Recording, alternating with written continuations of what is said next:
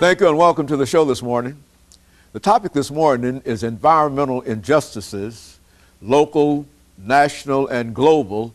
And the guest is Dr. DPadgett from Tennessee State University. Of course, Dr. Padgett, let me welcome you to the show this morning. And to tell you, Dr. Padgett, that we've had a number of excellent shows with you. As a matter of fact, I happen to recall a couple right at this very moment. That Maytown project that we did, and I think that was very, very successful because we've had a lot of responses in reference to that. And one that I think is always top, and that was the one dealing with chocolate cities. And I think that was a very, very influential and very, very important show. And today we're to deal with environmental injustices, local, national, and global. And so let's have you to start off, Dr. Padgett, by giving us some statements in reference to your background, that kind of information. I'm sure you're familiar with that. And then we'll get into global injustices and and the reasons you consider these things to be global injustices, local, national, and global. Okay. Yes, I'm an associate professor of geography at Tennessee State University. My primary area of focus is environmental science, or has been. And so I graduated from the University of Florida and Western Kentucky University, primarily studying geography and geology. One of my areas of specialization was environmental geology. In fact, I taught environmental geology at both Austin Peay State University and at Vanderbilt University before coming to Tennessee State University. And so I became aware of the environmental justice movement when I was in graduate school. And so I'd always been politically active and socially active, and I've known I wanted to study environmental science since I was 12 years old, but I'd never really put the two together until I read an article in Emerge magazine featuring a Dr. Robert Bullard, who is now at Clark Atlanta University, director of the Environmental Justice Resource Center there. And he is considered to be the father of environmental justice. And so essentially what the environmental justice movement is the coming together of the civil rights movement of the 60s and the environmental movement. Those two movements during the 60s were in parallel to one another.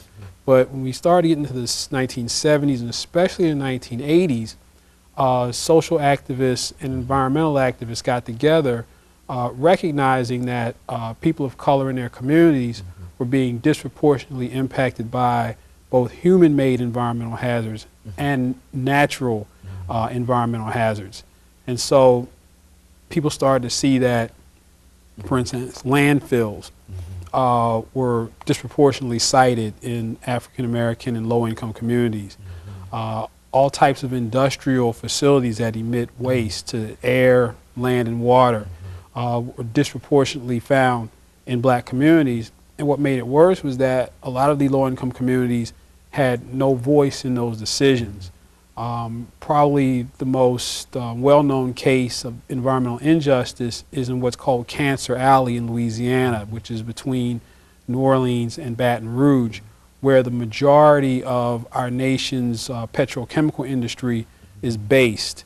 And in and around those massive plants are low-income communities who have to breathe in the fumes and toxins from those refineries and such, and yet aren't employed by the refineries, get no economic advantage from the refineries, but take all of the waste and negative impacts from them. They just happen to be there, and these refineries emit that whatever, even as you indicated, they're not no benefits at all for the community. Is that what you're saying? Not at all. And in fact, in many cases, people will say, well, why don't they just move? Why don't they move away?